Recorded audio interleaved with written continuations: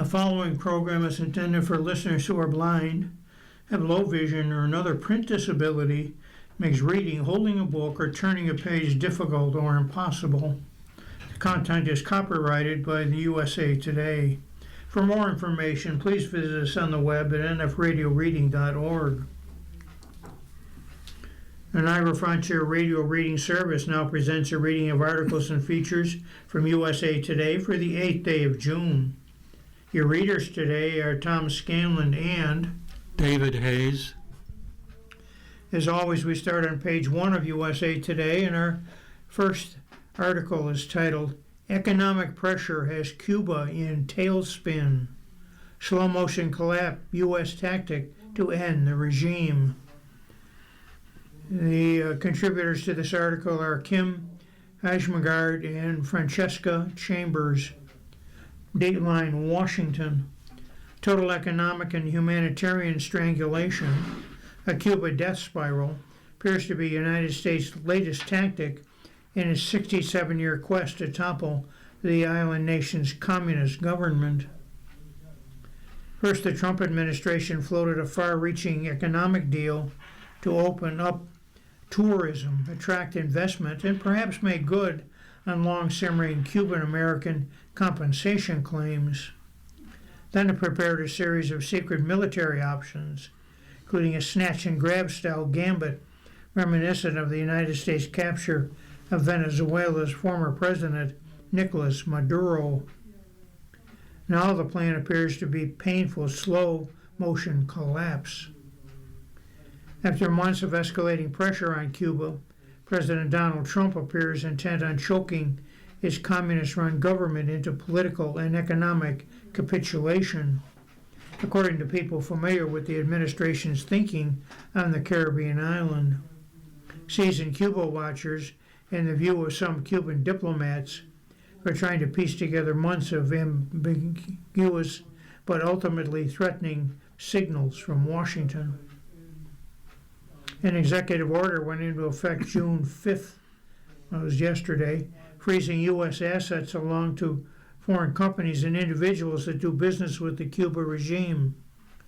On June 4th, Trump administration issued sanctions against Cuba President Miguel Diaz-Canel and members of his immediate family, along with former leader Raul Castro's son Alejandro Castro Espin, an official in the Interior Ministry, and grandson Raul Alejandro Castro Calis. An economic stranglehold could collapse Cuba's regime quickly without military involvement. A person close to the White House who was not able to speak publicly said. It's all part of what the Trump administration sees as a process that could take as long as a year to unfold. Victoria Coates, a former Deputy National Security Advisor to the President and close ally of the administration, said. The threat of military force from Trump is real, Coates added, and that doesn't mean it's going to be the first resort. Ismara Vargas Walter, Cuba's ambassador to the United Kingdom, said in a USA Today interview that the U.S. strategy towards Cuba, while multidimensional, appeared to intend on suffocating the island into submission. This is not a regular dispute. It's something totally politically deliberate. A systematic policy of strangulation, she said. Every single aspect of daily Cuban life is being impacted, from the inability to refrigerate food to education, from lack of medicines to rationing water.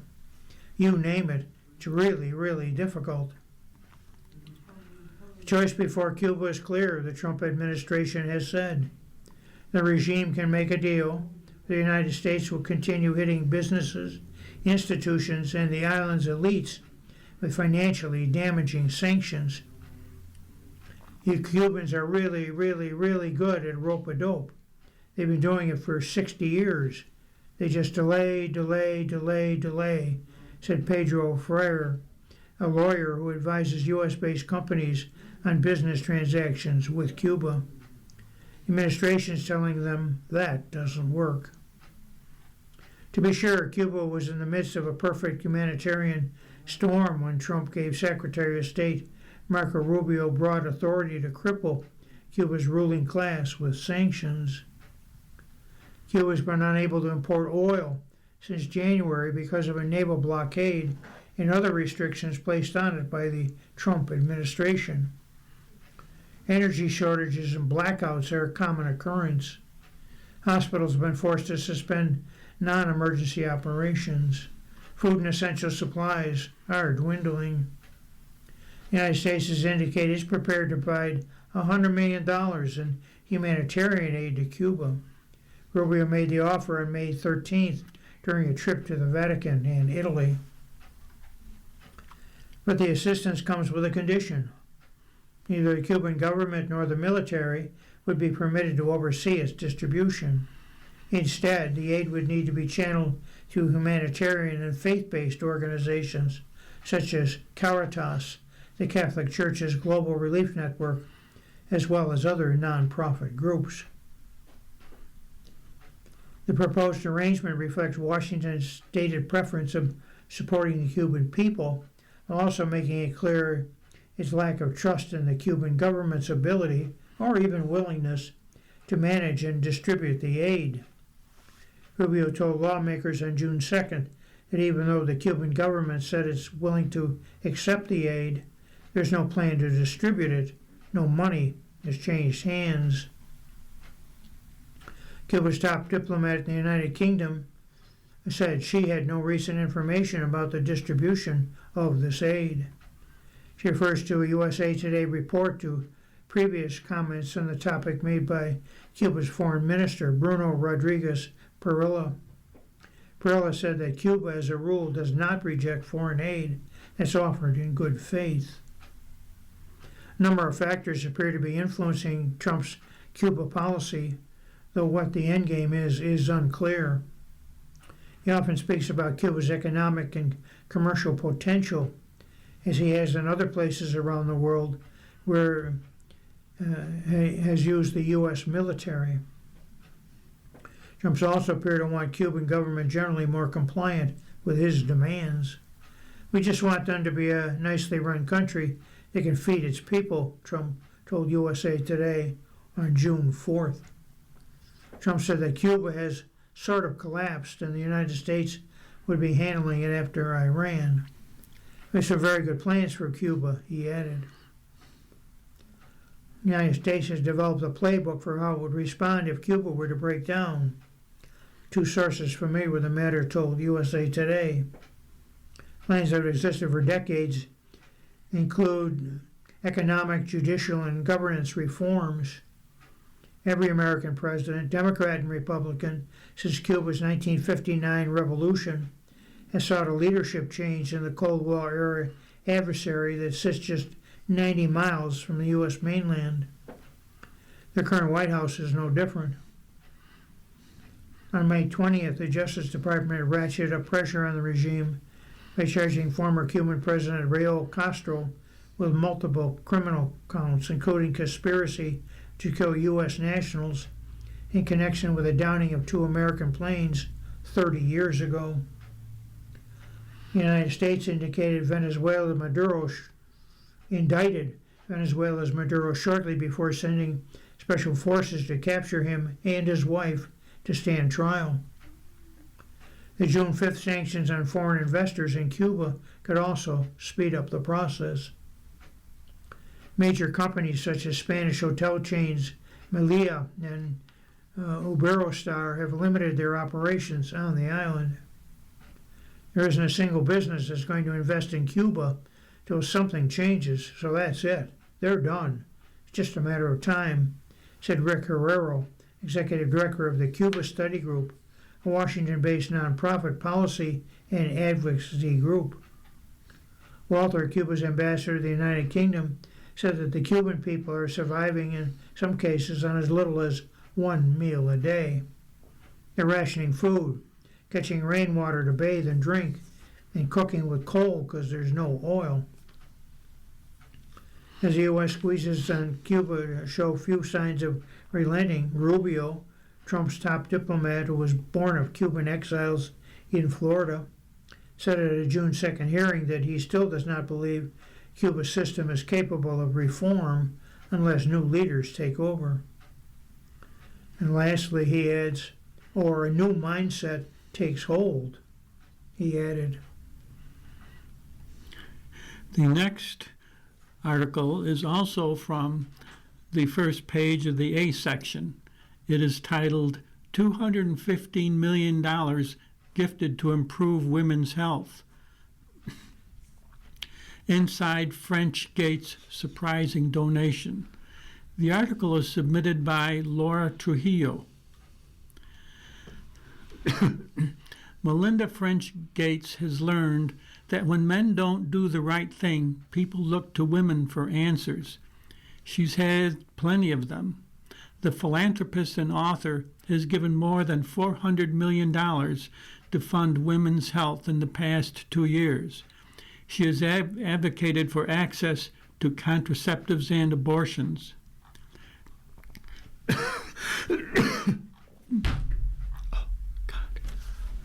Now she's donating an additional $215 million to improve women's health, including during menopause, her first investment in midlife women. I'm both using my voice here and my $215 million gift to say this is incredibly important, she tells USA Today. We ought to be pouring a lot more money into this area so that women can thrive and so that they can step into their full power. French Gates, age 61, has long been vocal about helping women.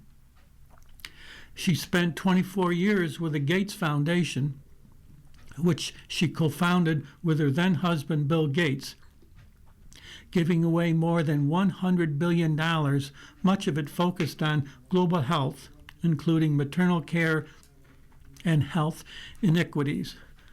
The couple divorced in 2021, and while details of the agreement were kept private, it included a reported multi-billion-dollar fund to support French Gates' philanthropic work.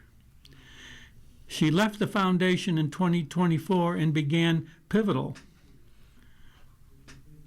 Her commitment shifted after the U.S. Supreme Court's Dobbs decision, which overturned Roe v. Wade and left abortion rights up to the states, and led her to pledge $1 billion to help women and families. For too long, a lack of money has forced organizations fighting for women's rights into a defensive posture while the enemies of progress play offense, she said at the time. I want to help even the match.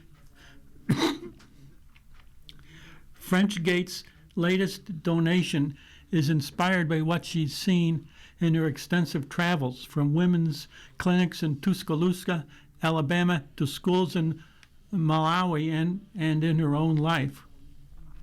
Whether she's walking with her friends through Seattle on a misty Monday morning or on a ski trip with friends when one of the women had to literally leave the table because she had a hot flash, menopause is a big topic. Some of her friends, she says, visited multiple physicians before receiving treatment. 1 in 5 women goes a year before a doctor diagnoses her menopause, according to one survey. Another showed that 5% of women seeking help for perimenopause or menopause saw 11 doctors before getting help. French Gates considers herself lucky. Her 3 closest friends are a few years older. As they started to face this journey, they would be sharing with me what they knew. What they didn't know, the misinformation, she says. She knows she's privileged with incredible access to top-quality health care. Let's just say she isn't struggling to get her estrogen patches. Even so, she says, her physician was late to prescribe her hormonal therapy. We are way behind what we ought to know about this phase of life for women. We're way behind on knowing exactly how the hormones change and at what time. We're way behind on sharing information with women, she says. As she started paying it forward to other women, including younger women in her book club, she felt a responsibility to do more. I was like, These are things you need to know. And I started to realize that we are trying to inform one another as women, French Gates says. There's just so much more we can do here to make sure everybody's trained properly, but also that we get the right information out. The investigation begins with $10 million to the Menopause Society to train providers from gynecologists to family physicians. The funds will also continue to support access to contraception and train doctors in menopause care, as well as advance research and care for conditions that uniquely or disproportionately affect women. Most doctors, even gynecologists, don't receive adequate training on menopause during medical school, according to one study. Less than one-third of the almost 100 obstetrics and gynecology residency program directors recently surveyed said they received training in their residencies. We still have so many more women to reach, and this is going to go a long way to help, says Stephanie Falbion, medical director of the Menopause Society and director of the Mayo Clinic Center for Women's Health. Falbion says the grant will help make care accessible and affordable. There are areas without trained menopause providers, and only about two-thirds of menopause-certified providers report that they take insurance. For too long, this stage of life, this perimenopause and menopause phase, was honestly invisible, French Gates says. It was like a woman was just expected to deal with it behind the scenes. Whether they are grappling with maternal depression or trying to get treatment for menopause, women shouldn't have to find solutions on their own, French Gates says. Women's health for too long has been under-prioritized and underfunded, she says. For every dollar spent globally on health research and innovation, 5 cents goes towards women's health. We need to change that because we know that when we do make the right investments in women's health, then women can thrive, she says. Man is the default in medicine, right? That's where the research has been done. The result is that the burden shifts to women, a pattern she has seen throughout her career. She was reminded of it yet again earlier this year when her ex-husband's name appeared in files released earlier this year of late convicted sex trafficker Jeffrey Epstein, and media outlets asked her about it. Whatever questions remain there of what I don't and can't even begin to know all of, those questions are for those people and for even my ex-husband. They need to answer to those things, not me, she told NPR's Wild Card podcast in February. Women and victims, many of whom were girls, when they were first reported being abused, should not alone carry the load of uncovering the crimes these men committed and holding men accountable, she says. Sometimes on these societal issues, we're using the women by default to either answer or to solve a problem. I think we need to rethink that as a society and say, who's responsible for which pieces? She tells USA Today. How do we change these norms? French Gates sees righting the balance, particularly in healthcare, as a part of supporting women leaders. With 1 in 10 women leaving the workforce because of menopause and an additional 1 in 5 considering retiring early, it can lead to fewer women leaders at a time when they make up fewer than 1/3 of top jobs. They are at the prime of their career, just when the woman's about to step into the CFO role or step into the CEO or president role. Like she has all this training and knowledge and experience, she says, I think we want to put into the workforce, not taken out. You have to be healthy to be able to do well at your job at home. French Gates sees hope for women in their 50s and 60s. And finally, they're just incredibly enriching years. And I feel lucky to be alive and thriving at this age, she says. They have been some of the most satisfying and productive years of my life. I feel like my youngest says, gosh, Mom is living her best life now. You are listening to a reading of today's USA Today on the Niagara Frontier Radio Reading Service. The time is 20 minutes past the hour. Our next article is titled Young People Losing Faith. Government Mistrust Dampens Civics Education. Bathed in the glare of her classroom's fluorescent lights, Kid Vance mulled how others her age felt about the nation's future. There's so much going on right now, and it's kind of overwhelming. Vance, age 18, recently told a small group of other Virginia seniors slouched over their desks in Alexandria City High School government class.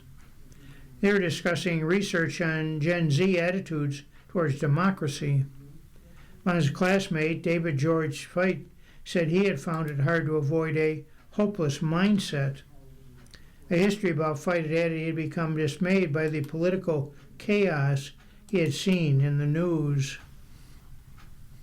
Trust in the government of young Americans is at a record low, according to the most recent Harvard Youth Poll. A survey published in April found just 26% of 18 to 29-year-olds felt hopeful about the country's future. Results reflect an erosion of faith in the nation's democratic systems among young Americans across bipartisan lines. To cut through the melees, federal and state lawmakers are looking to bolster civics education. Experts believe boosting young people's understanding of government and the Americans' rights and responsibilities could help reduce political divisions and vitriol. They see the country's 250th birthday as the starting of a potential decade-long civic renaissance. This year's kindergartners will have their education bookended by the anniversaries of the Declaration of Independence and ratification of the Constitution.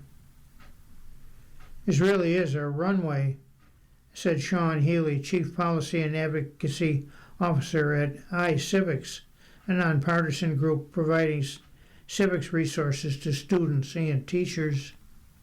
But educators said the realities of the country's deep divisions are making it more difficult than ever to teach students about the government. On Sundays after church, community members used to stop and commend Kimberly Huffman for educating kids about the Constitution.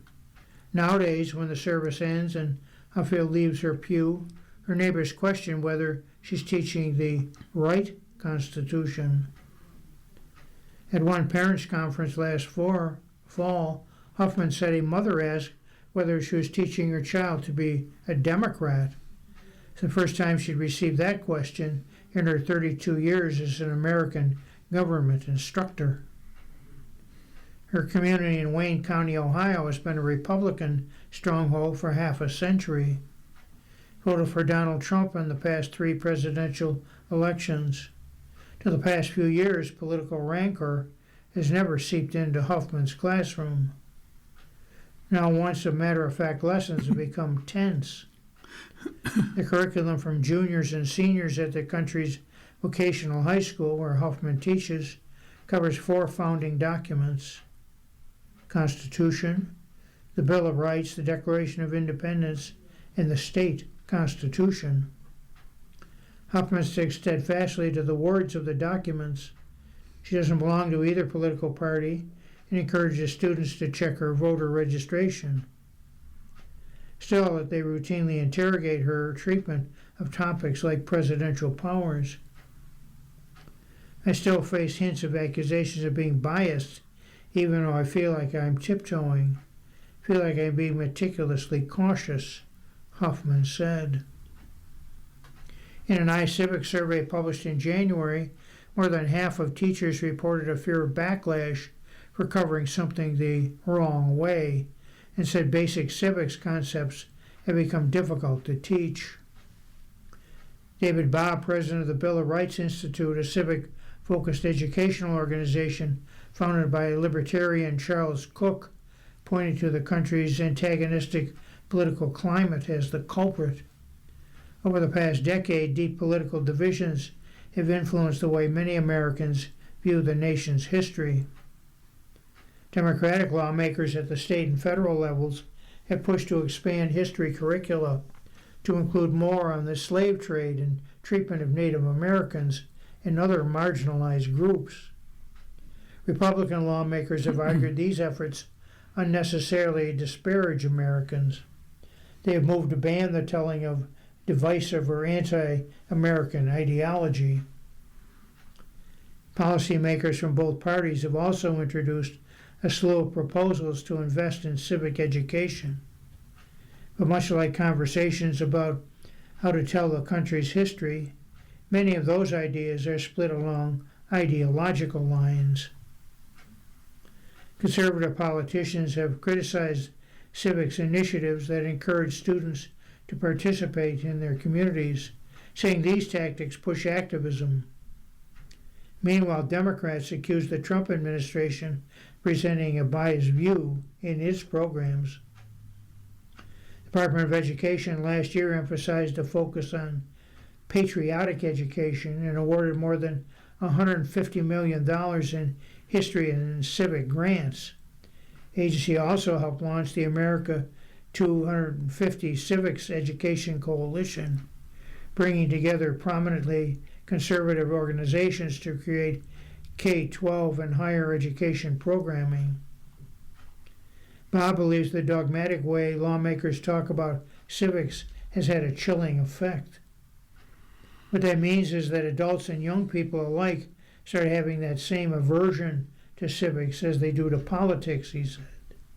Teachers are coming into this kind of climate, raring to make civics an antidote, but the young people still have a little bit of trepidation.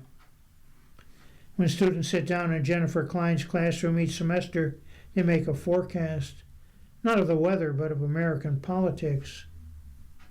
Some say it's sunny and bright, others say it's cloudy with a chance of torrential rain.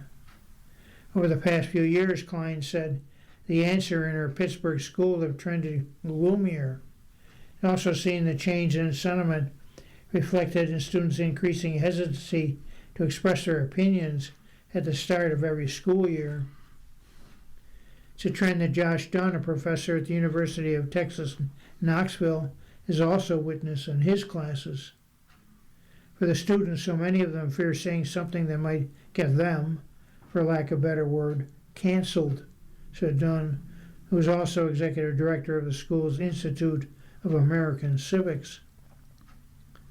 Educators like Klein and Dunn see their classes playing a fundamental role in helping the next generation learn how to effectively and politely communicate disagreements. During a recent lesson on federal papers number 70, Klein watched her once timid students begin to relish debating one another. They're discussing Alexander Hamilton's defense of a strong executive branch in this 1788 document.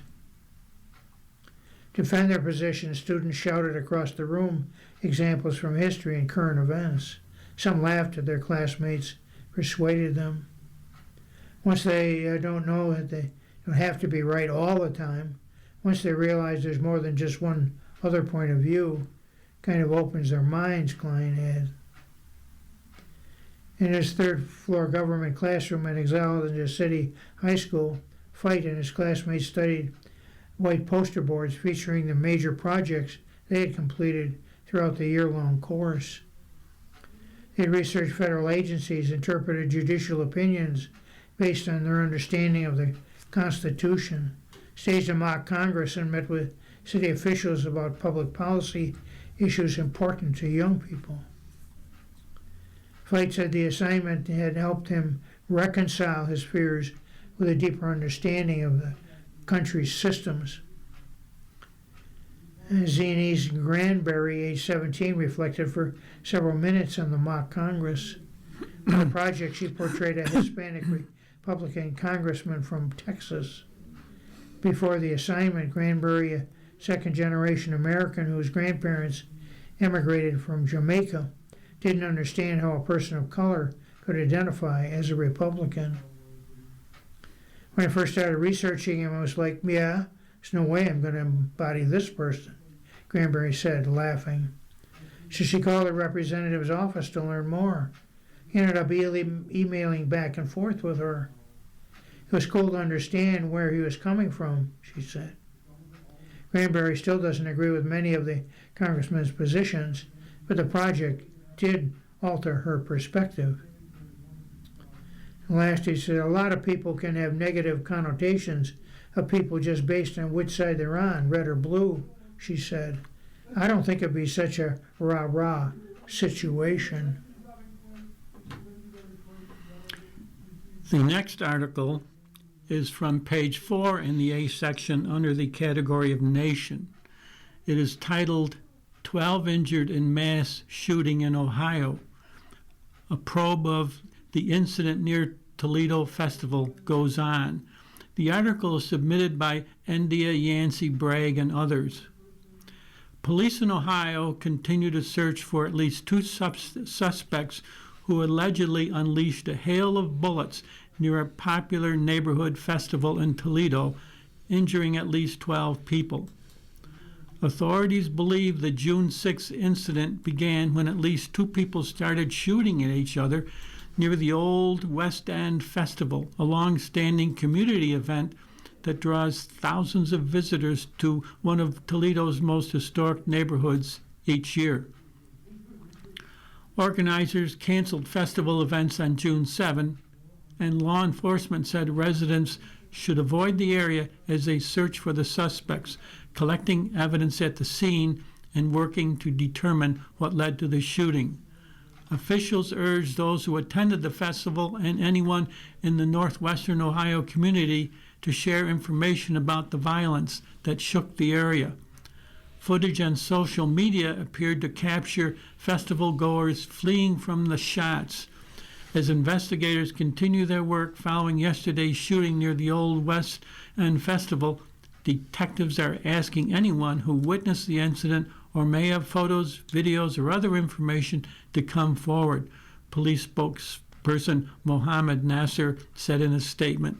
Community members continue to play a critical role in helping investigators identify those responsible. What happened in Toledo? Officers with the Toledo Police Department responded at 5:37 p.m. Eastern Time to reports of a shooting in the northern part of the city near the festival. There was already a large police presence at the scene, including off-duty officers working for the festival, and some officers heard the shots. As more first responders arrived, they found multiple people struck by gunfire and transported several members to local hospitals. As far as violence, this is over the top, said Lieutenant Dan Gherkin of the Toledo Police Department. Kevin Barry told the Associated Press he was listening to live music with friends when the gunfire broke out at the festival. Everybody hit the deck, he said. Barry said he saw a gunman thrown to the ground and at least 5 injured people near the Arboretum. Tito Aguilar told CBS News he was buying food when a confrontation erupted and he started recording on his cell phone. Aguilar told the outlet he fled as gunshots rang out, but returned to the scene to find his friends and saw several injured people. Police have not publicly identified the people injured in the shooting, Gherkin said. The ages of those shot range from 61 to 14 years old, based on interviews. Ohio Governor Mike DeWine said he was deeply concerned about the situation in Toledo. Summer festivals should be safe spaces for families to spend time together without fear of violence, DeWine said in a post on X. We are confident that law enforcement will locate the suspects involved in this senseless crime. Toledo Mayor Wade Kapslukowicz said on the X, the city has faced more adversity over the years than most cities, and our citizens always rail together and pull through. But we should never shrug our shoulders and accept it as the price of living in a free society, he said.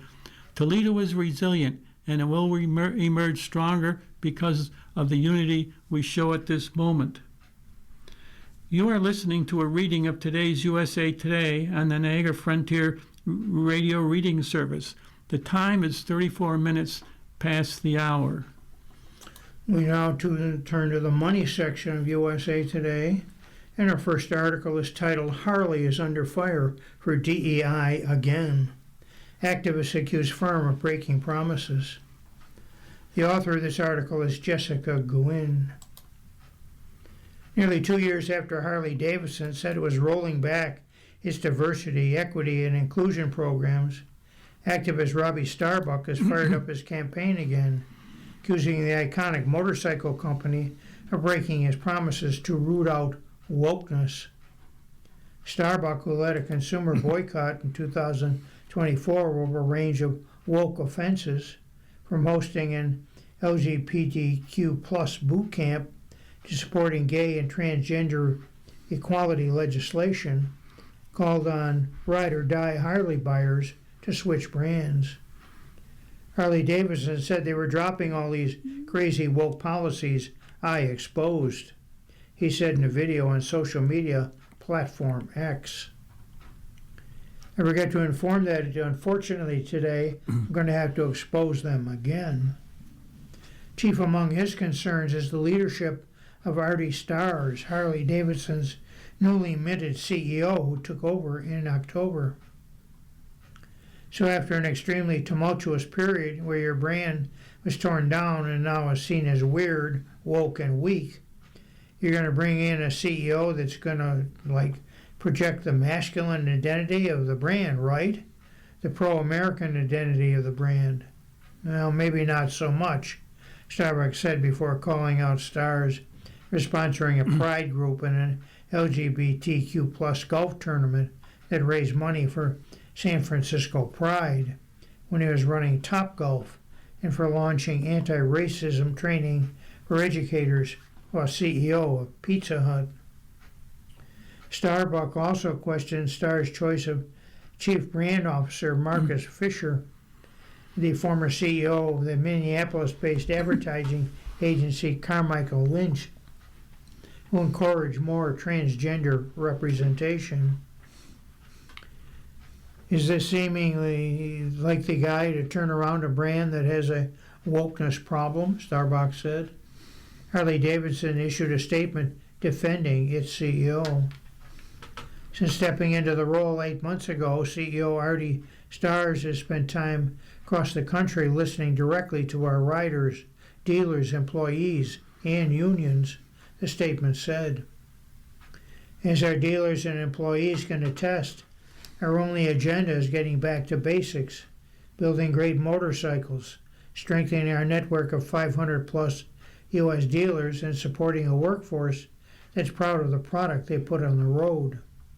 We've made meaningful improvements and changes, and that work continues. Starbuck was at the forefront of a wave of the social media backlash against the commitments corporate America made to DEI and to gay and transgender people in response to the 2020 police killing of George Floyd. Began by targeting heartland companies such as farm equipment manufacturer John Deere and rural retail chain Tractor Supply, whose shoppers skew male, rural, and politically conservative, and then expanded his campaign to the nation's largest companies including Ford, Lowe's, and Walmart. Harley-Davidson is also an early target. Just get rid of the social issues and divisive causes, Starbucks told the company at the time. No more DEI departments, no more work trainings, no more donations to woke causes, no more donations to pride parades. After a 2-week social media blitz, Harley-Davidson complied. The company put out a statement that it was saddened by the negativity on social media and that it had not had a DEI department for months, did not have hiring quotas, and has stopped pursuing supplier diversity and spend goals. Going forward, Harley-Davidson also pledged to no longer participate in benchmark index of the Human Rights Campaign, used to measure how friendly a company's policies are to LGBTQ plus people. But on Monday, Starbucks warned the company on X You have a lot of explaining to do. Thought you learned your lesson last time. When USA Today asked for examples of woke activities inside Harley-Davidson, Starbucks said he would highlight those soon. I have much more I'll release in the coming weeks, he said on X. The new attacks on Harley-Davidson showed the potential pitfalls major brands risk when they try to appease everyone in a highly polarized political climate, said David Primo, professor of political science and business administration at the University of Rochester. Target, too, recently found itself in the cultural crosshairs after bowing to external pressure to scrap its DEI policies.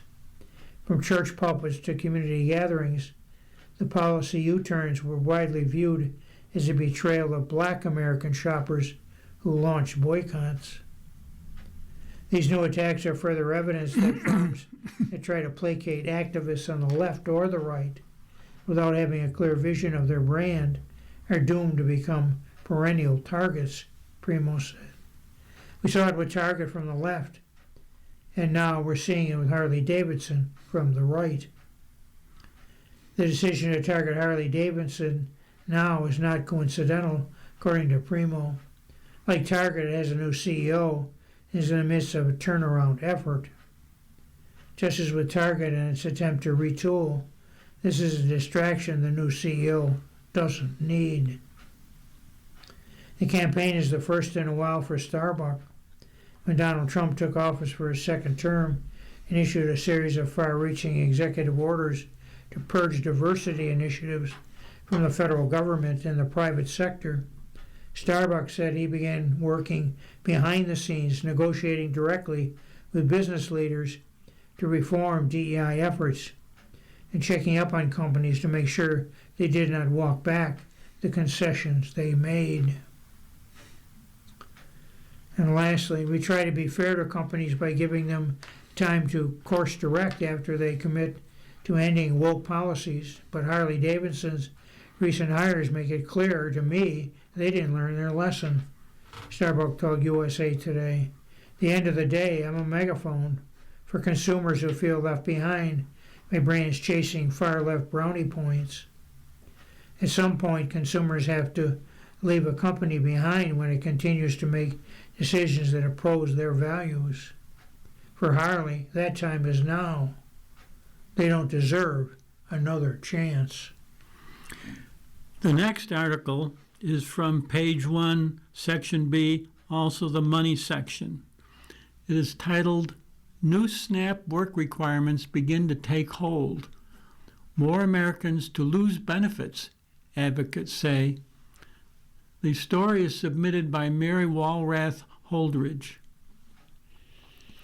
Some of the nearly 42 million low-income Americans who rely on the Supplemental Nutrition Assistance Program, that is to say SNAP, have run out of time to prepare for new work requirements. The nation's largest nutrition assistance program has undergone fresh scrutiny after it became a flashpoint during the 43-day 2025 government shutdown, which ultimately ended with restored funding, though not before a series of lawsuits. SNAP already had been slashed well before the standoff. However, when President Donald Trump's One Big Beautiful Bill passed in July 2025, it outlined tightened restrictions and billions in funding cuts. New work requirements were added to prevent fraud and waste, according to Agriculture Secretary Brooke Rollins, though the U.S. Congressional Research Service described SNAP fraud as rare in an April 7, 2025 report, stating that available data and reports indicate that many overpayments may be attributed to unintentional errors. Critics have warned against the changes, saying they weaken an important social safety net. The Center on Budget and Policy Priorities estimates that roughly 3.5 million people lost benefits between July 2025 and February 2026, prompting local politicians, including New York City Mayor Zoran Mandami, to pass legislation to try to fill the gap. States were given a grace period to enact these rules before the recipients would begin to see potential reductions in benefits. In multiple states with large populations, including New York and California, June 1st was the cutoff for work requirements, meaning more Americans are now subject to the stipulations. Here's what to know about the new SNAP work requirements. Trump's One Big Beautiful Bill, passed in July, cut an estimated $186 billion from SNAP funding through 2034, according to the Congressional Budget Office. It also added new restrictions to the program, including expanded work requirements. Under the bill, non-disabled adults, referred to in government documents as able-bodied adults without dependents, or ABAWD, who want to receive SNAP benefits for more than 3 months in a 3-year period must fulfill work requirements if they do not have a documented exemption, medical or situational, physical or mental health, pregnancy, age, assistance from other programs belonging to specified Indian groups, or if age is 18 to 65, up from the previous top age of 55, or do not have a dependent child under the age of 14, down from the previous dependent age of 18, or are a veteran, a person aged 24 or under, who recently aged out of foster care, or an unhoused person. Previously, these groups were exempt from work requirements.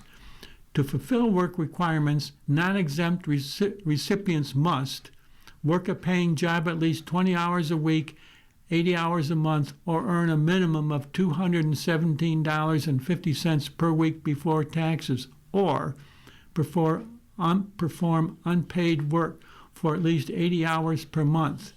You can exchange services for non-money payment, such as doing building maintenance for a reduction in rent.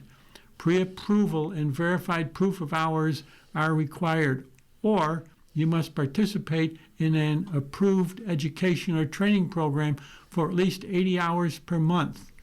This can include college courses, certifications, or credential programs, the SNAP Employment and Training Program, local job preparation courses, and similar initiatives. Participating in a drug or alcohol treatment program also accounts, or perform community service or volunteer work for a certain number of hours based on state-specific guidelines. This can include volunteer or work experience programs with local nonprofits or public service organizations such as food pantries, parks, or libraries. Hours are calculated as your SNAP benefit divided by the state minimum wage.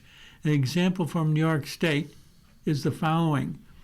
If you get $300 in SNAP and the state minimum wage in your area is $16, then you must complete 18 hours of community service or volunteer work each month, calculated by dividing $300 by $16.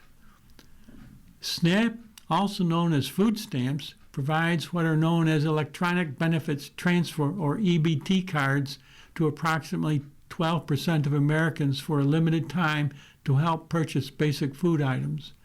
A large number of recipients are elderly, disabled, or children. To qualify, households must be at or below 130% of the poverty line, meaning they earn no more than 30% more than the federal poverty guideline, which in 2026 was $15,960 for a single person, $27,320 for a 3-person household, and $38,680 for a 5-person household.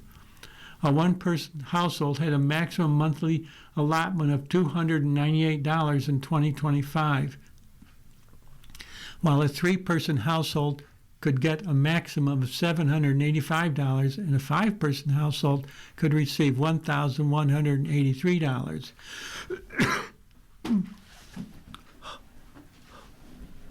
There are special rules for households with elderly or disabled members.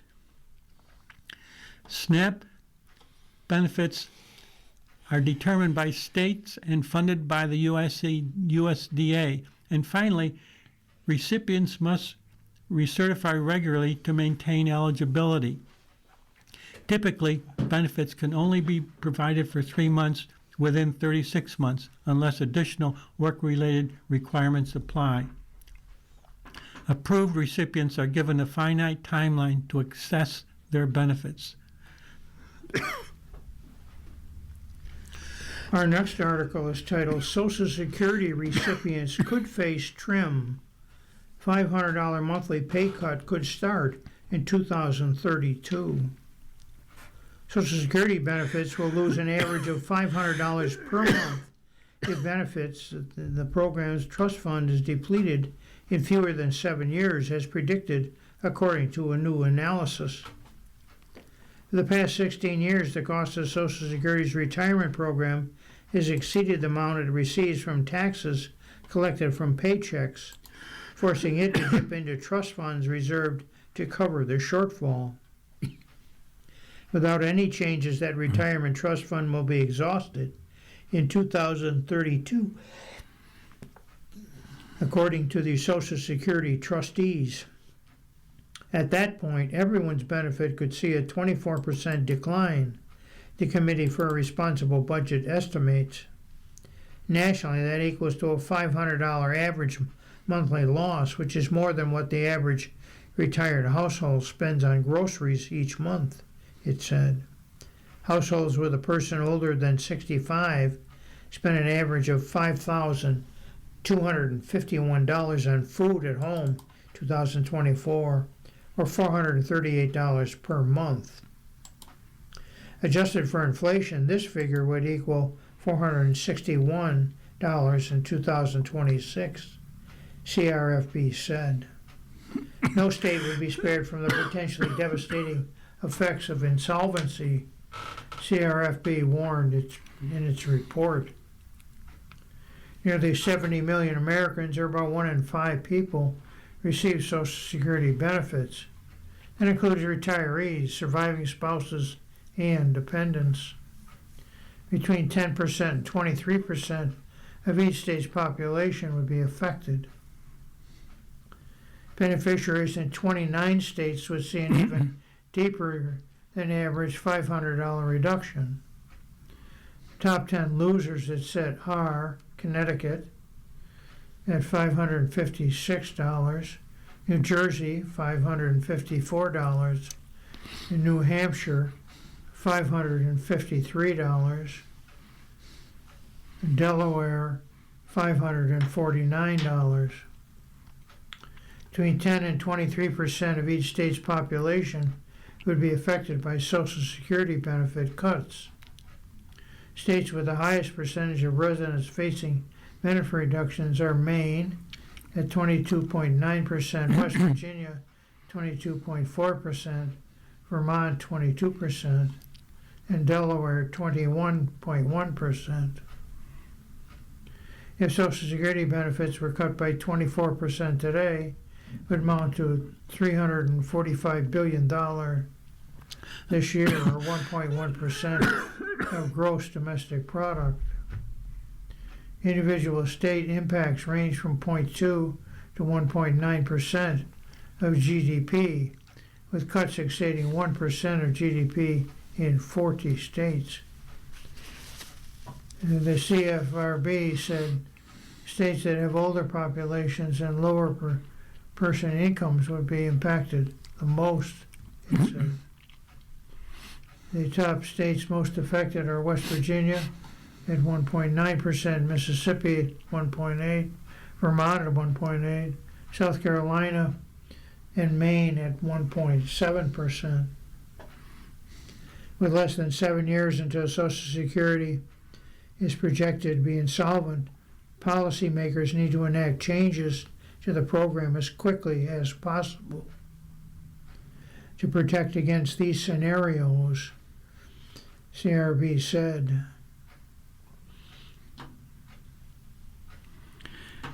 The following article is from page 2 in the A section. The title of the article is Boat Strikes Raise Legal and Ethical Concerns. Some service members are seeking guidance. The author of the article is Sybil Mays Osterman. The U.S. military has killed more than 200 people in strikes on boats in the Caribbean and Eastern Pacific in the past 9 months, and what legal experts and former military lawyers broadly agree constitute illegal military orders that service members should refuse to follow. While there is no record of troops refusing to follow these orders, at least a handful of service members grappling with these questions have sought legal advice according to anonymous hotlines for U.S. military members. Before the Trump-era boat strikes, the United States viewed the drug trade as a law enforcement issue and tasked the Coast Guard with interdicting boats trying to bring drugs into the country. Since then, Trump administration has released no evidence that any of the suspected narco-trafficking boats carried drugs or that their occupants worked for drug cartels. It has never identified the people it killed. Just a handful of names have been published in news reports. Family members of the victims filed a federal lawsuit naming their relatives whom they allege were murdered by the United States. The military has published dozens of videos of the attacks on social media, grainy black and white videos taken from above of boats speeding through the water before they explode into balls of flame. And Trump officials continue to say the attacks are lawful. At a June 2nd Senate budget hearing, Secretary of State Marco Rubio said every boat strike has a legal officer on the deck that has to make a determination about whether the call is legal or not. The Pentagon referred USA Today's questions to the U.S. Southern Command, which oversees military operations in South America and the Caribbean. The command said in a statement, "All operations are conducted deliberately and lawfully in full compliance with U.S. and international law, including the law of armed conflict."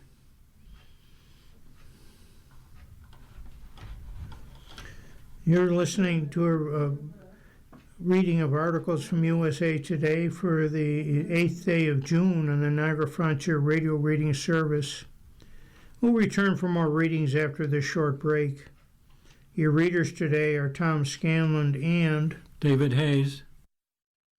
If you're listening to this publication online, you're probably using our website, a podcast player like Spotify or iTunes, a streaming service like Siro, or a smart speaker. Did you know that we now have a dedicated app that can be downloaded to any mobile device, like a smartphone or tablet, for free?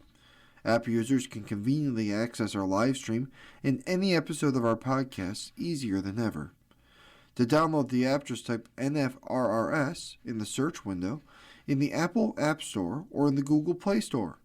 Contact us anytime if you have any questions by calling 716-821-5555, extension 5. Thank you.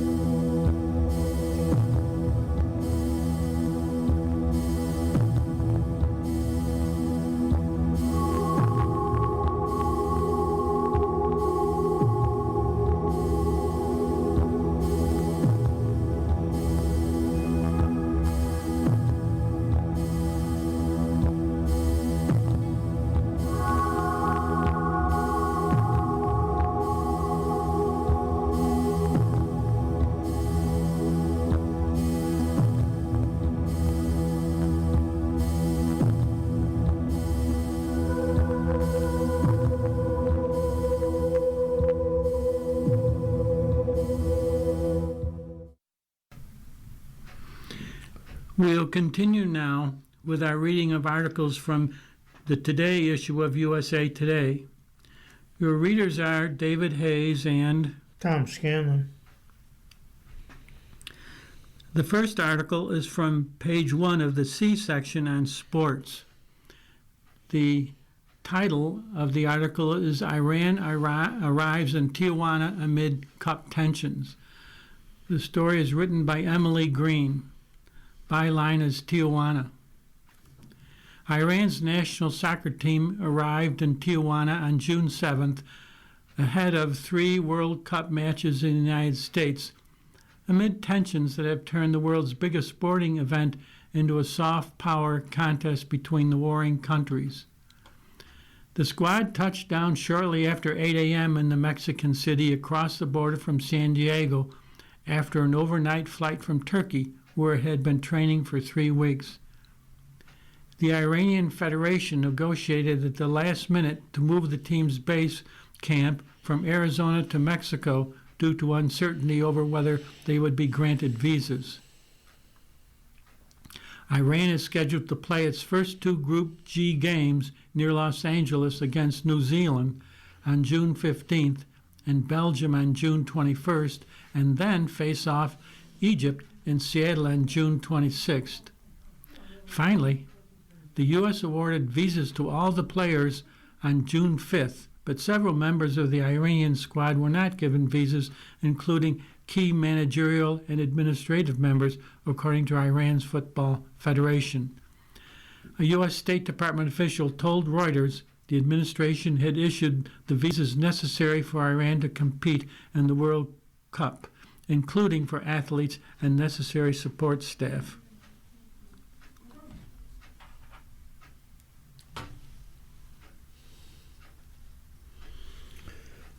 Our next article is also on soccer. USA Cup fortune rely on its backline. Dateline Chicago. How far the U.S. men's national soccer team goes at the World Cup will depend on its backline. And right now, that's something of a scary prospect. The USMNT fell to Germany 2-1 in its final game before its World Cup campaign starts June 12th against Paraguay. No shame in that. Germans are 4-time World Cup champions and currently ranked 10th in the world. The USMNT also showed moments of being truly impressive, starting with a response to conceding a goal just 2 minutes into the game, June 6th. Anthony Robinson equalized on a banger in the 37th minute, and the Americans kept fighting until the final whistle, literally and figuratively. And the final send-off game had little bearing on what the USMNT does once the World Cup begins. The USMNT won or drew in the last game before the 2006, 2010, 2014, and 2022 World Cups and didn't get further than the round of 16 in any of those tournaments. The last send-off game the Americans lost was in 2002, and they responded with a run in the quarterfinals, their best finish since 1930. But the backline continues to be an issue. The USMNT has given up 11 goals in 4 games this year. They haven't recorded a clean sheet since a 2-0 win over Japan in September, span of 8 games. Goalkeeper along the strength of the USMNT remains an uncertainty, if not a weakness, with neither Matt Freese nor Matt Turner giving the security blanket vibes of Tim Howard, Casey Keller, or Tony Meola. The status of Chris Richards, who along with Tim Ream had locked down starting center back spots, is still in doubt after he tore 2 ligaments in his ankle at the end of the Premier League season. Richards was unavailable for a Germany game. He was able to train with the USMNT the day before. Obviously, he's a big-time player, Ream said after the Germany game. It'd be good to have him back. He's a big voice, he's a big personality, commanding center back, and someone who's been relied on heavily over the past 18 months. So it'll be nice to hopefully have him back. Then, like I said, we see what combinations get picked and we go from there.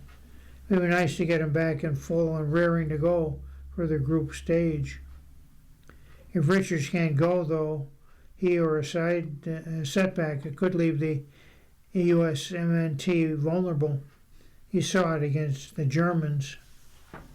Granted, Kai Havertz is a menace and he's going to make life tough for pretty much every opponent. But leaving him open, or open enough to get his head on the ball and catch Freeze flat-footed, can't happen. Doesn't matter if there were shenanigans in the scrum that the referee should have caught. The USMNT can't afford such a glaring breakdown in coverage. Same for Germany's second goal. Havertz made a nifty pass to Leroy Sane, who formed an alley between him and Ream and Miles Robinson. Freeze tried to make a diving save, but the ball was just beyond his outstretched hands. It was a time where you can see the eagerness in the team to go and press and try to win the ball back, and at times we're a little bit disjointed in how we pressed. Anthony Robinson said, "That's what a good team like Germany wants you to do. They want someone to jump and someone not to follow behind so they can play around it." I think when we got a bit more comfortable knowing when to press and when to just sit on the block, we were a lot better. The good news from the USMNT is it won't face a team of Germany's caliber for at least 3 weeks. Apologies to Paraguay, Australia, and Turkey, but let's be real. A team can grow into itself over the group stage, establishing chemistry and plugging holes. Just look what Argentina did 4 years ago. Lost to Saudi Arabia in the opener, for heaven's sake, and went into its final group stage game needing a win to ensure it advanced. 3 weeks later, Lionel Messi and Alba Celeste were World Cup champions. Disappointed that we lost, but many positives to take. Robinson said, "I feel like conceding that early we could have easily crumbled. Could have been a very, very bad day to be going into the tournament with." Well, we fought back and at times played some really good football and looked good. We look competitive. These tests, that's what it's for, Robinson added. We still got time to shore up a few mistakes that we made. And lastly, the author says they're going to have to. Their World Cup run depends on it. The following article is also from page 1 in the C section. It is the sports cover story. The title of the article is Swept by Euphoria. Good vibes build with each Knicks victory. The story is submitted by Lorenzo Reyes, a columnist for the USA Today. I live in Harlem, and there's a middle-aged man named Michael who grew up in the Queens and holds court on a bench along the fringes of Morningside Park, where he chats with neighbors who stroll by. These days we talk mostly about the Knicks. I met Michael the same way I met Jonah, who was turning 30 and grew up upstate near Woodstock, through our dogs. Jonah is a diehard Knicks fan who endured Frank Ntilikina and Noah Vonleh starting lineups in the late 2010s. When I cover playoff games at Madison Square Garden, I make sure to stash the rally towels and T-shirts staffers leave draped over each seat because I give them to Jonah. His texts these days are downright giddy. These New York Knicks hold this ineffable quality of linking friends and strangers, of galvanizing people from disparate religions, races, economic classes, and from all over the political spectrum. There are few things these days that can do that.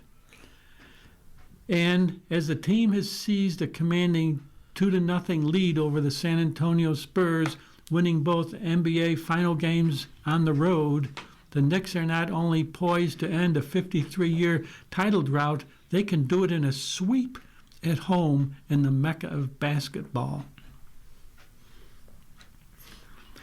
The energy here feels feral. You cannot walk more than a few blocks without seeing royal blue and orange somewhere on somebody's body. The other day, again walking my dog, I was listening to music. I've been big on a Love Supreme these days, but overheard the unmistakable word Anunnaki from the mouth of a passerby who was chatting with somebody else. Flags hang outside the windows of fifth-floor walk-ups. Local bars are running specials. You walk outside and hear Nixon 4. It's been an honor to be part of this team, be part of this organization that's bringing the word hope back to the city. Carl Anthony Towns said June 1st, to have the Knicks be where we are right now and be so respected in the city. I've talked about it on the Jadakiss and Fat Joe podcasts. The greatest currency you could earn in New York City is not money, but it's respect. And to have the respect of the fans in the city, we're rich beyond belief. The MTA, or Metropolitan Transport Authority, is getting in on it. The MTA actually is another thing that unites New Yorkers. It can be late, unreliable, and dirty, though it does shuttle us everywhere. Anyway, the MTA painted the Penn Station subway stop entrance at 34th and 8th, which is normally forest green, royal blue and orange. Madison Square Garden, for those not familiar, is located directly above the train station. Indelible Knicks superfan Fat Joe, who has been at literally every game I've covered, was the first ever special guest conductor recently on the 1 train. The watch parties outside Madison Square Garden spill out onto 7th Avenue, where Knicks fans roar into the night. Mayor Zoran Mamdani, another long-suffering fan, recently spoke about what would happen if the Knicks actually did it. It's like you're torn as a New Yorker and as the mayor, he said recently on Side Talk. As a New Yorker, you're like, I cannot wait for this. As the mayor, absolute chaos. The Knicks are also on an absolute heater. They've won 13 consecutive playoff games, second most in NBA history. Should New York close it out in 4 and complete the sweep, the Knicks will tie the 2016-2017 Golden State Warriors for the longest winning streak, 15, in a single postseason. They're dominating and winning in different ways. They have made the planet's most uniquely gifted basketball player, Victor Wembanyama, so flustered that he has been left searching for answers.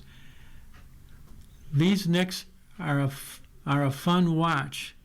And finally, as an NBA reporter, I'm thrilled to head into Madison Square Garden on June 8th for Game 3.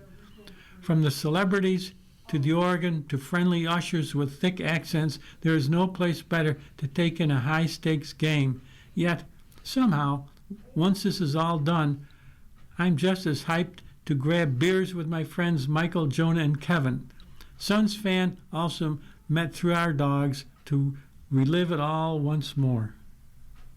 We turn now to professional tennis and the French Open. Andreeva says first major surpassed her expectations.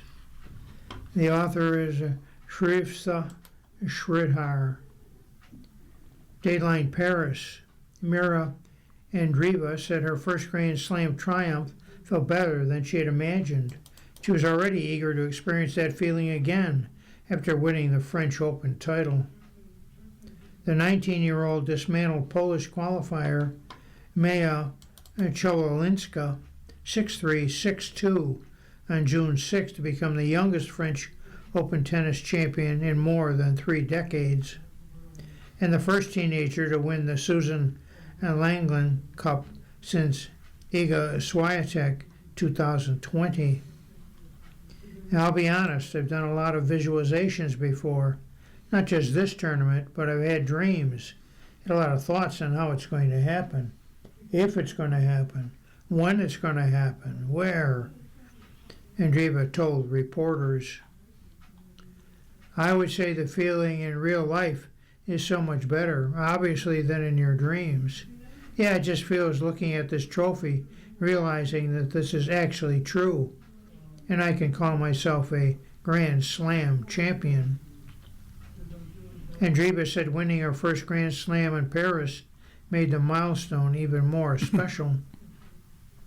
I always said that it wouldn't matter to me. A Grand Slam's a Grand Slam. Whatever comes first, I'll be super happy with it, she added. I feel pretty happy that Paris came first because I love playing on clay. I've played almost all my life on the surface. I also speak a little bit of French, so I feel like this would be the perfect Grand Slam for me to come, and so super happy that it happened here. Even as she savored the moment in Paris, Andreeva said her thoughts were already drifting toward the next big opportunity on grass courts, with Wimbledon set to begin on June 29th. These feelings are extra special now. I'm already thinking of how I'm going to prepare for the grass season. I'm going to play grass tournaments, Andreeva said. I feel like this is a little bit addictive. I really want to do my best to experience all of this for the second time. Andreeva's partnership with coach Conchita Martinez has gathered momentum ever since they began working together in 2024. And the Russian added she was delighted that it resulted in a Grand Slam title. And lastly, she says it's very special to share her first Grand Slam trophy with her. We've done a lot of work together on the court and off the court. Andreeva added, we've also been through so many good moments and some bad moments, especially I'd say at the end of last year. Also, she told me she's proud of me. To hear those words from her is very special to me. The next article is about tennis, and it is pasted on page 4C. The title of the article is Zverev wins first slam title at the French Open. The article is submitted by Steve Gardner. Alexander Zverev is no longer the best active men's tennis player without a major title. The second-seeded German finally broke through in his fourth career Grand Slam final, defeating Flavio Cobolli 6-1, 4-6, 6-4, 6-7 in 5 sets and 6-1 to win the 2026 French Open on June 7. Zverev looked like he might cruise to victory over the 10th-seeded Italian after he dominated the opening set. But Cobolli rediscovered his serve and rode the wave of support from the crowd at Roland Garros in Paris to even the match. Zverev scored a crucial break to win the third set, but Cobolli, who didn't have to play a semifinal match when Matteo Arnaldi withdrew due to a stomach virus, seemed to catch a second wind in the fourth set, which he won in a tiebreaker. But Zverev took command from the start. In the decisive fifth set, he broke Cobolli 3 times and held his composure the rest of the way to claim the elusive trophy. He becomes the first German man to win a Grand Slam title since Boris Becker took the 1996 Australian Open. And finally, Italy's Flavio Cobolli reacts after winning the fourth set during the men's final. And we turn now to softball. And the article is titled Tegan Cavan's Softball Legend Grows. The author is Mitchell Northam. Dateline, Oklahoma City. Harold Cavan just shook his head and smiled at his daughter, searching for the right words to sum up what he just witnessed her do in the softball cathedral of Devon Park. Unfreaking believable, he said with a laugh. Tegan Cavan entered the circle in the 6th inning for Texas the night of June 4th in Game 2, the Women's College World Series Final. Her Longhorns had a narrow 1-run lead over Texas Tech, needing 6 outs to halt any comeback from the Red Raiders and seal back-to-back national championships for Texas. Cavan slammed the door shut, extinguishing Texas Tech's hopes of piecing together a late rally. Struck out all three batters she faced in the sixth inning, sitting them down one by one. In the seventh, she got Laggy Quiroga to ground out to shortstop, then fanned Mia Williams and Mejia Davis. And Cavan's final pitch met the glove of Reese Atwood after whizzing by Davis's bat. She pumped her fist, tossed her mask and glove, and jumped into Atwood's arms. The Longhorns had their second WCWS title. "We knew she had it," Harold Cavan told USA Today Sports. "She's built different." Didn't happen overnight. Harold remembers all the sacrifices his daughter made growing up. Her friends were off being kids and doing other things, while Tegan was playing travel ball or getting pitching lessons from Bill Hillhouse, who died earlier this year at the age of 53 from pancreatic cancer. Now all that time spent in bullpens has paid off.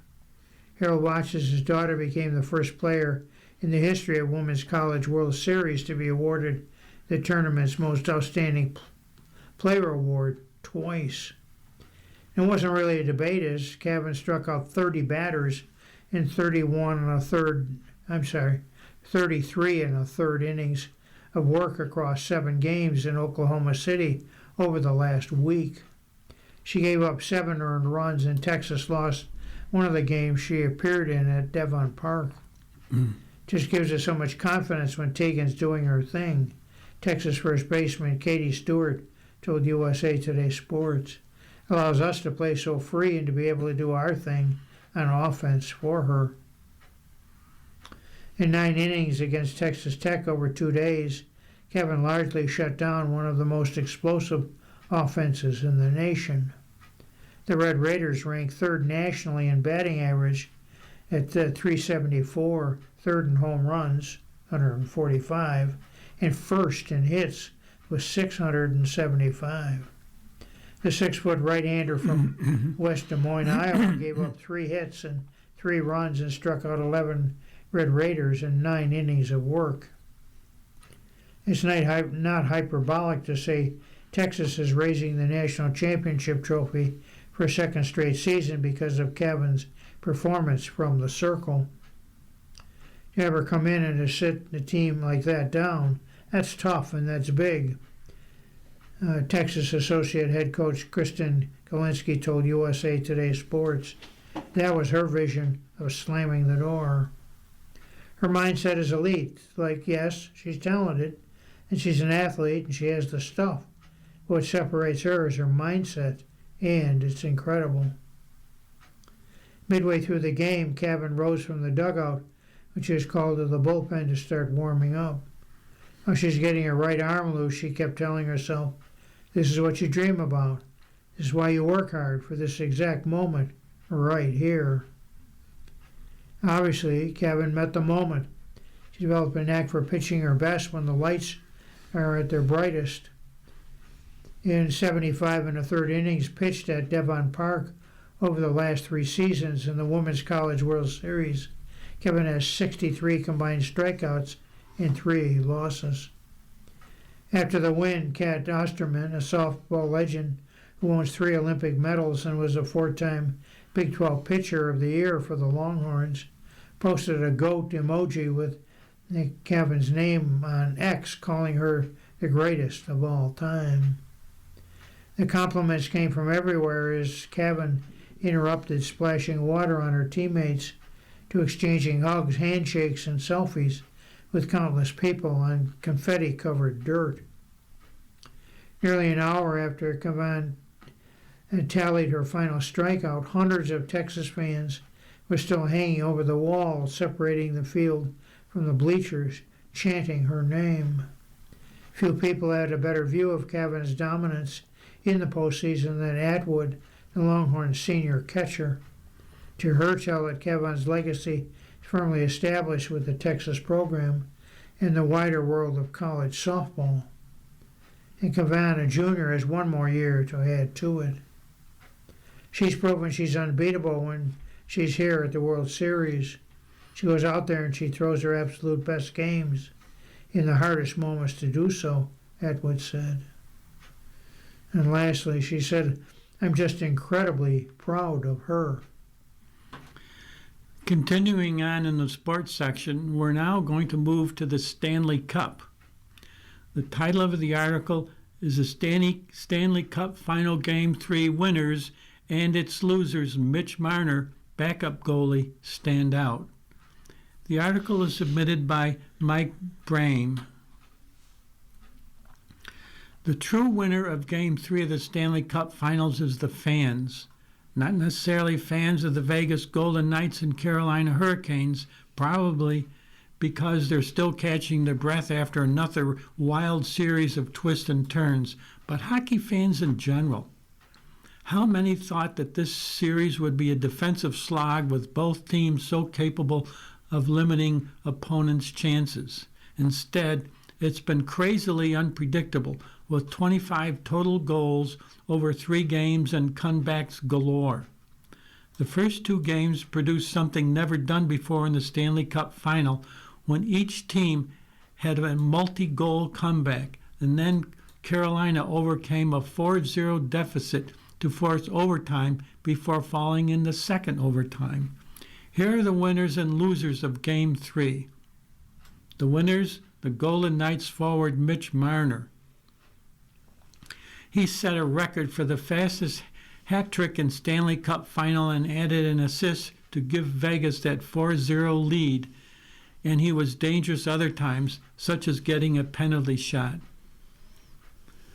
Other winners include the Hurricanes goalie Brandon Butsy. He hadn't played a second of the postseason before replacing Frederik Andersen after the second intermission, but he quickly had to stop Marner's penalty shot and make other tough saves to allow Carolina to get back into the game. He can't be faulted for the fluke goal he allowed in the second overtime. An additional winner is the Golden Knights defenseman Braden McNabb. He went to the hospital and needed 20 to 30 stitches after getting hit by a puck in Game 2. He returned for Game 3 and wasn't eased back in. He played nearly 36 minutes and had 2 assists, including on the game winner. That's 5 assists in 2 full games for a player known mostly for the defensive side of his game. And ABC's Dave Johnson. The former referee and ABC's ESPN's NSHA NHL rules expert was kept busy. There were 2 disallowed goals early in the second period, and then Jackson explained why John Tortorella shouldn't challenge Andrei Svechnikov's tying goal. The Golden Knights coach didn't. The losers were the way the game ended. Once you reach the second overtime, it's usually not going to be a brilliant play that ends the game, but Shea Theodore's goal is about as fluky as it gets. His shot hit the backboards and went off, and Bussy didn't seem a fitting way to end a game that had so much going for it. Also, the losers include the starting goaltenders. Carolina's Anderson and Vegas' Carter Hart were stellar in early rounds, less so in the final. They both have played a lot more consecutive games than they usually do. There are usually 2 days off until Game 4. Maybe the rest will help. Or does Coach Rod Brind'Amour start Bussy in Game 4? Also a loser are the Hurricanes defenseman Sean Walker. He started Marner's hat trick with an own goal, accidentally deflecting the forward centering feed into the net. Later, he broke the stick with which Marner set the record. Also losing, and finally, the Hurricanes' injuries. William Carter, the former Golden Knight who was cheered during introductions, had to leave the game after a check. Condre Miller was working with a trainer earlier in the game. Jalen Chatfield fell awkwardly through a bench door when it opened as he was checked. Carrier's injury seemed the most serious.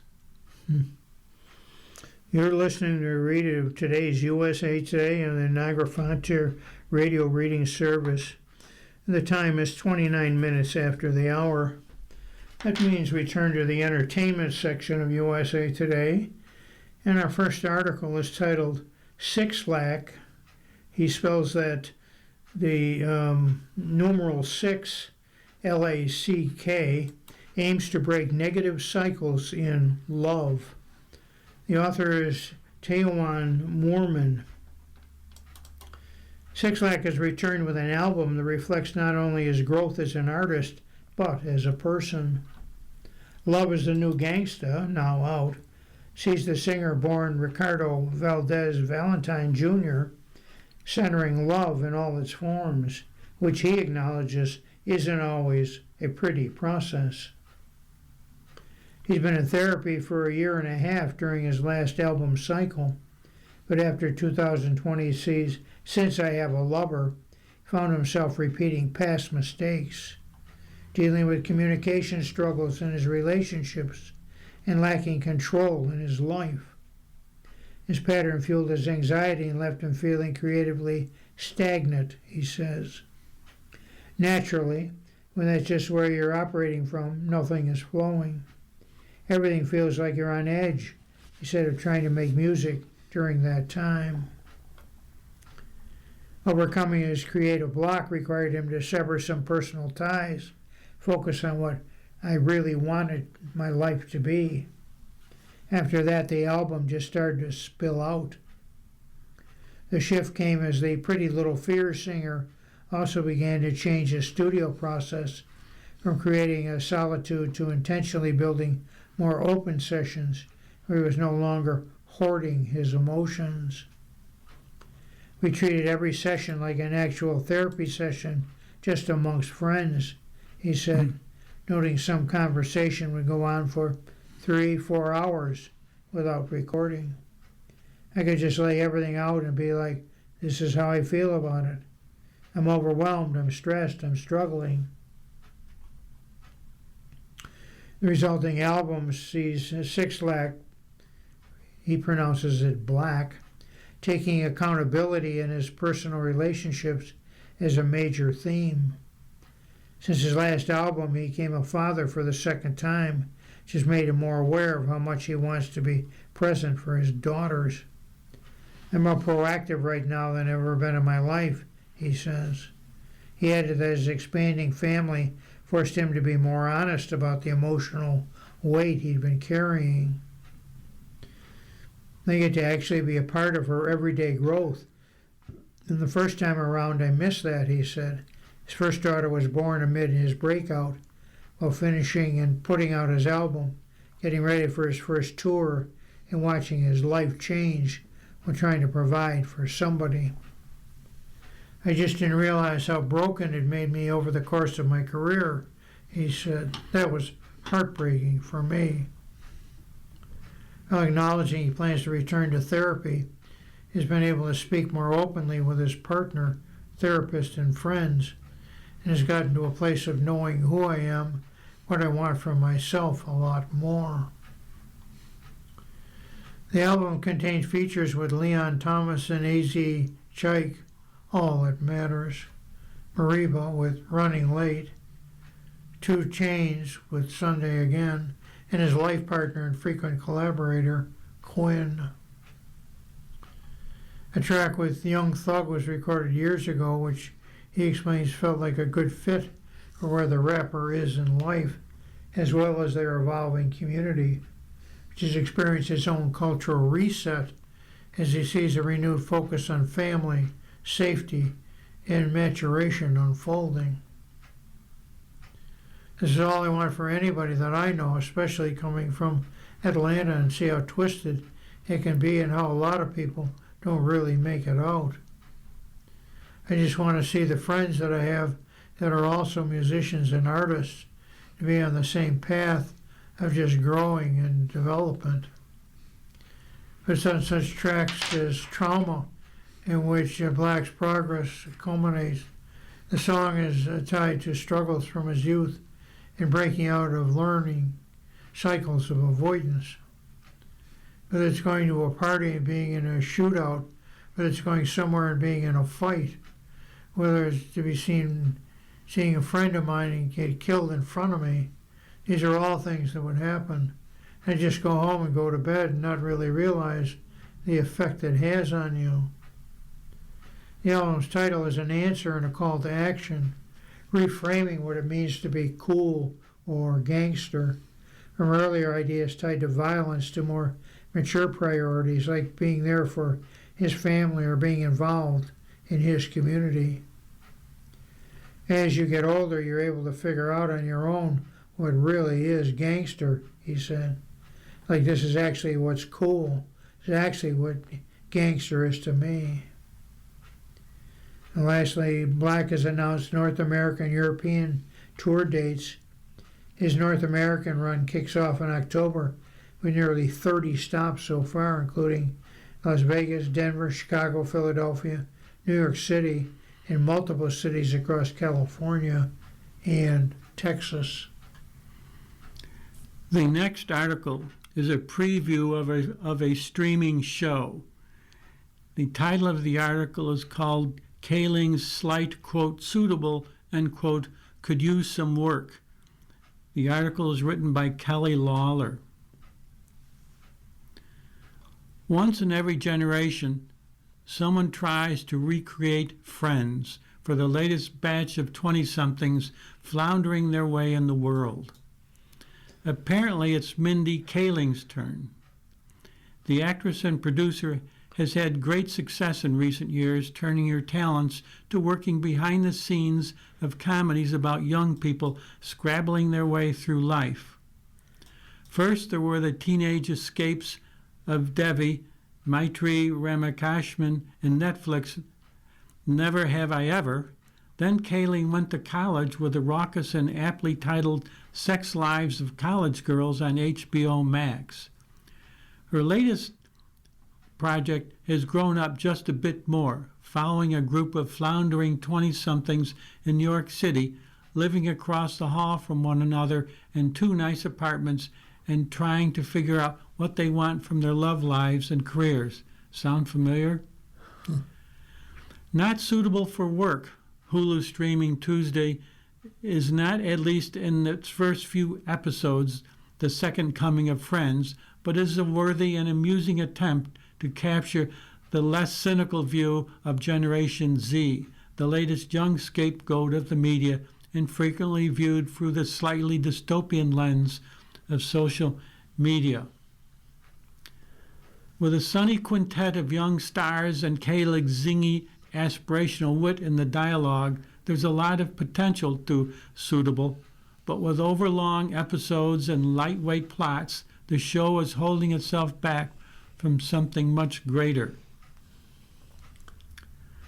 Though in the media and on TikTok, the 2020s have been a haze of misery and world crises, particularly for Gen Z, who came of age during a global pandemic that irrevocably changed the world.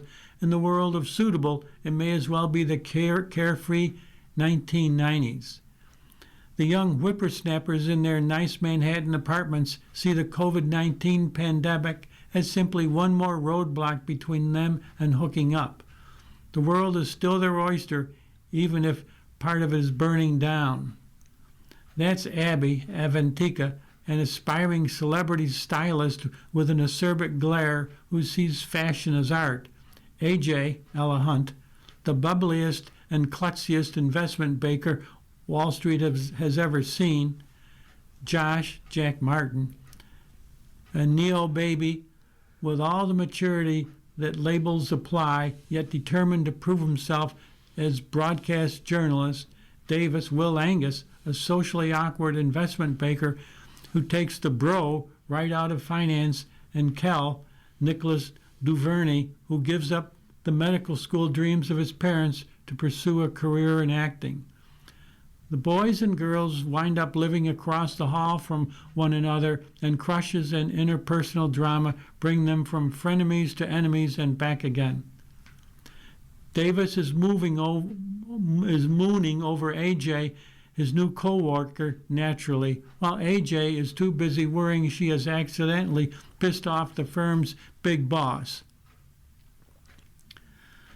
Lording over these children with all his millennial wisdom. Kel, only has eyes for Abby, who in turn has her sights set on some of her attractive yet off-limits clients.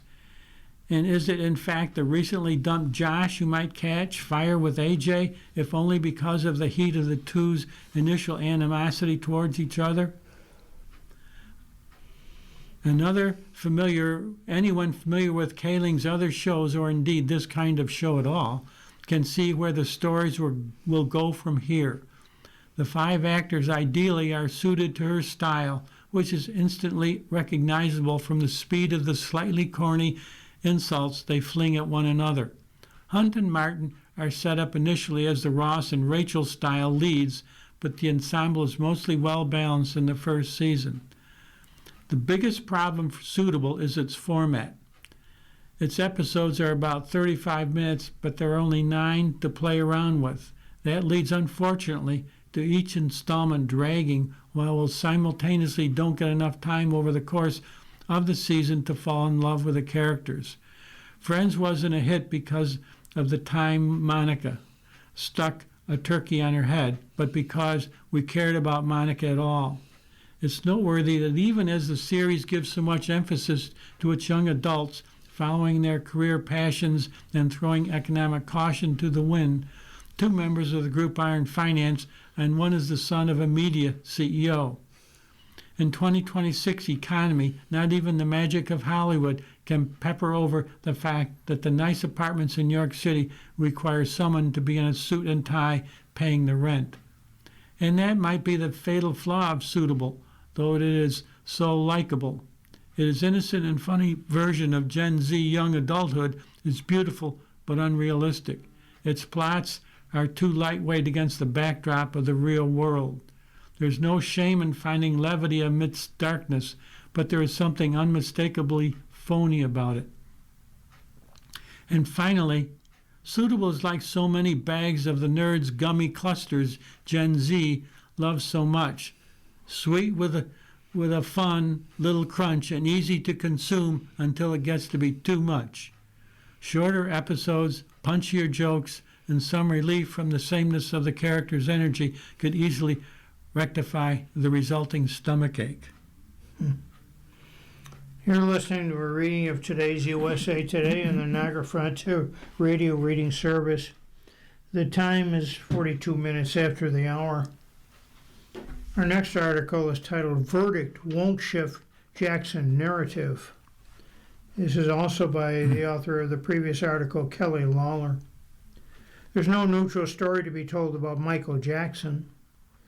Not a recent biopic starring Michael Jackson's own nephew, not the bombshell 2019 documentary Leaving Neverland, not a hit Broadway musical touring around the country, and not a new Netflix documentary retelling the story of pop star's child sexual abuse trial.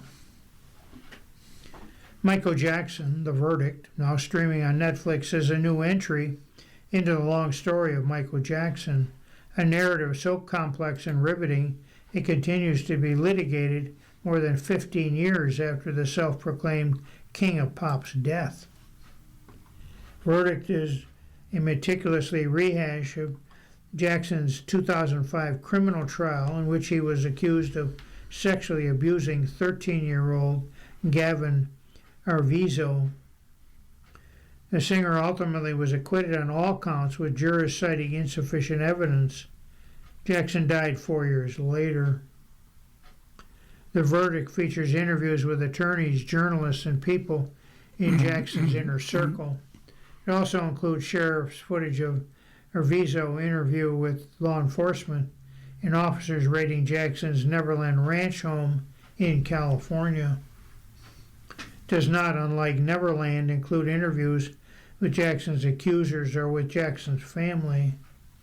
It's emotional, but also somewhat bloodless and distant. Often a similar voyeuristic view into the trial as the tabloid press did back in 2005.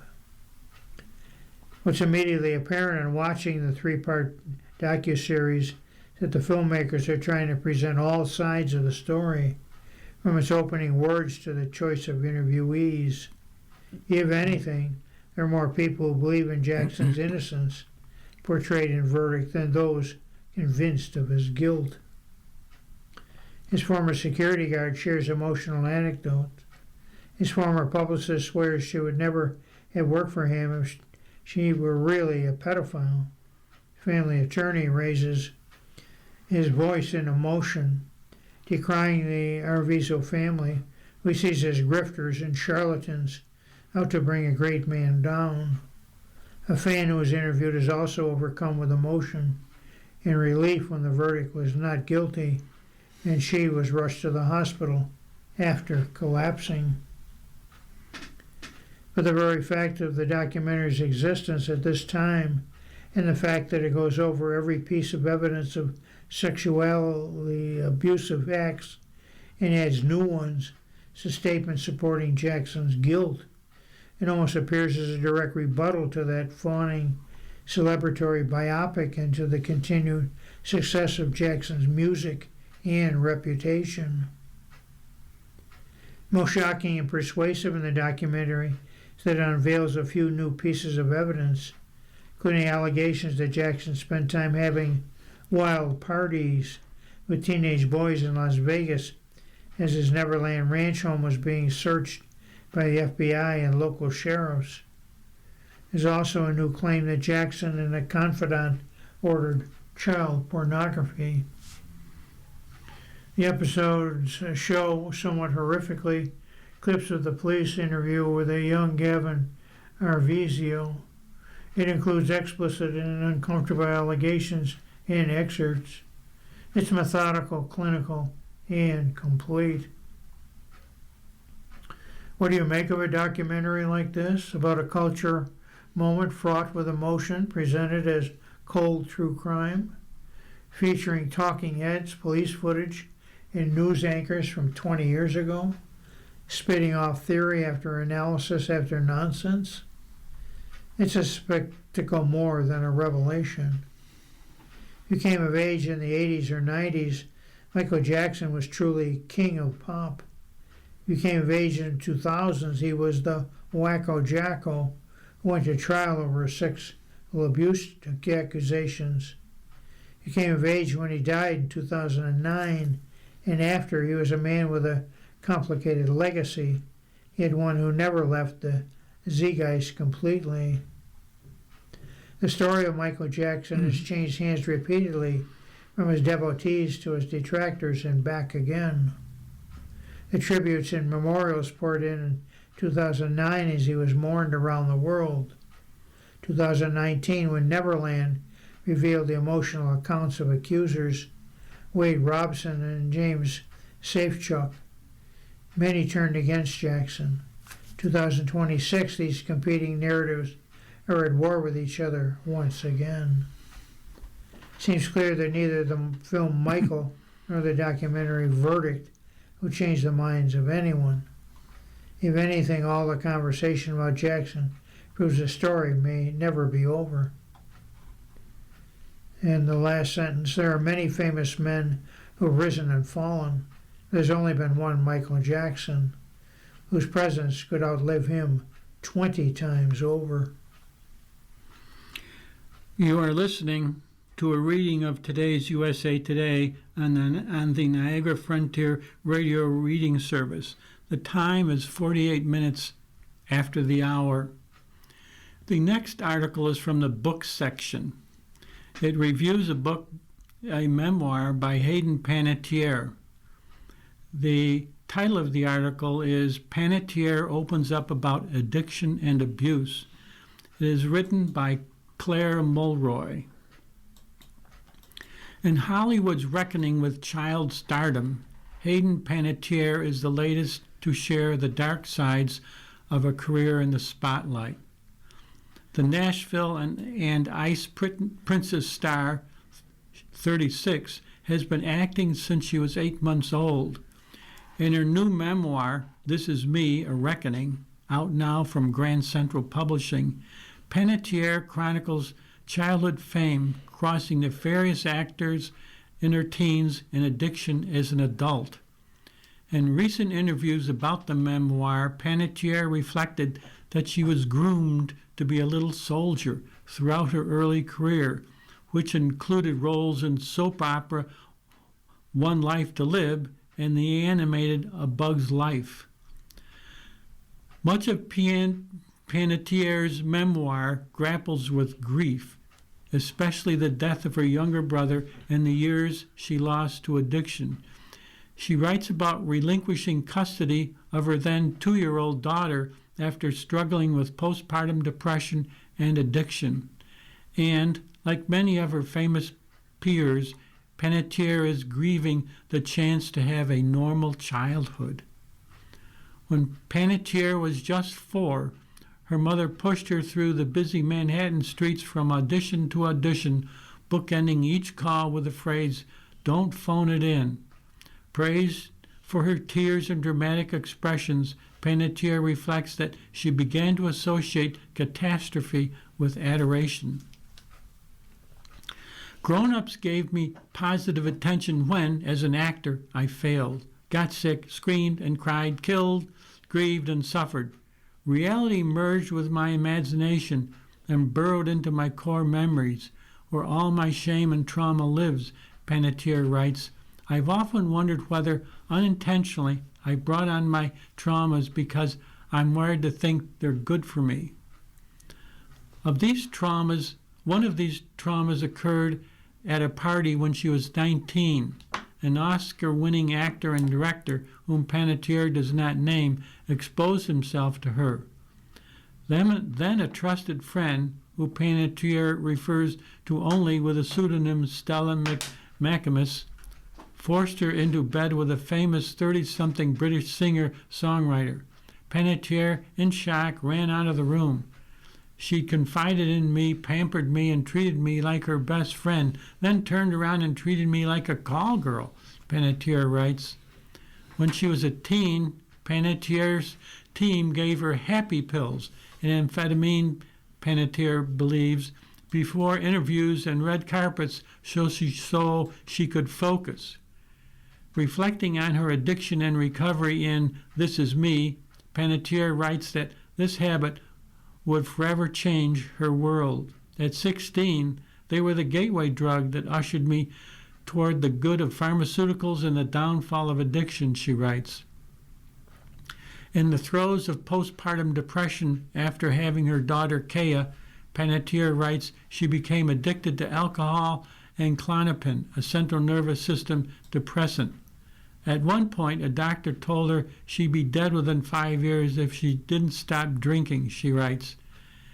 She didn't have close friends on set filming Nashville, and no one brought up her addiction, which she says contributed to an enabling environment. Instead, the Nashville writers mirrored her character's season 4 arc after Panettière's life. Juliet Barnes had postpartum depression, an alcohol and pill problem, and a divorce on the horizon.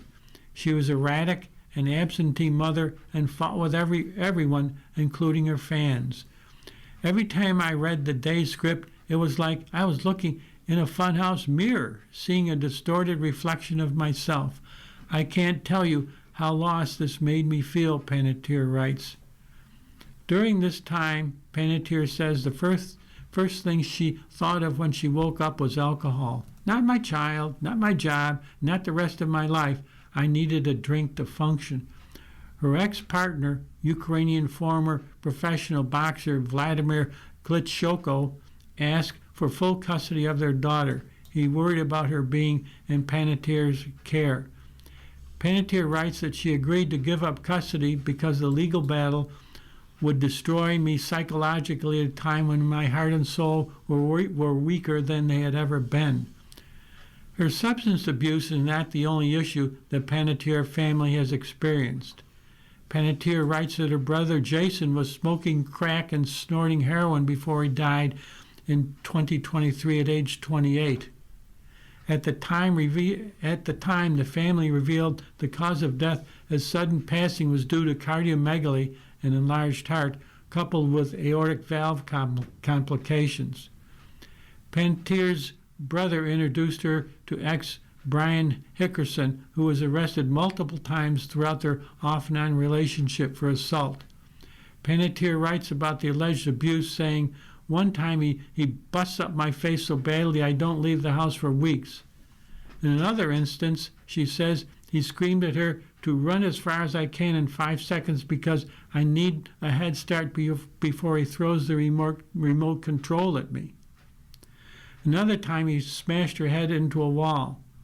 Panettiere writes that she feared calling 911 because then the public would know about the alleged abuse. Instead, she took refuge in her car where she kept a book and a bottle of water until Hickerson calmed down. I've struggled with how to tell this because I don't want to be a spokesman for domestic violence, Panettiere writes. I never wanted to call myself a victim, but here I am. In an interview with TMZ about the memoir, Hickerson confirmed the abuse and says that he had a couple of opportunities to apologize for it and reflected on it. He also said that he spoke to Panettiere recently about the memoir and was supportive of it. And finally, I think it speaks for itself. Hickerson told TMZ, I got arrested for, abusing her. I wouldn't blame her friends for being pissed off at me. You've been listening to Radio USA Today for the 8th day of June. We read USA Today weekdays at noon. For more information, please call 716-821-5555. Your readers today have been Tom Scanlon and David Hayes. If you or people you know shop at any of the Dash's supermarkets, please save Dash's register tapes for radio reading. Our agency receives $2 for every $100 in Dash's register tapes. Radio reading has raised thousands of dollars so far. Anyone can drop off their Dash's tapes to the Niagara Frontier Radio Reading Service at 1199 Harlem Road, Cheektowaga, between William and Clinton Streets. Or Dash's tapes can be mailed to the Niagara Frontier Radio Reading Service at 1199 Harlem Road, Cheektowaga, New York, 14227. Any questions on Dash's tapes for radio reading? Call us at 716-821-5555, and thanks for caring.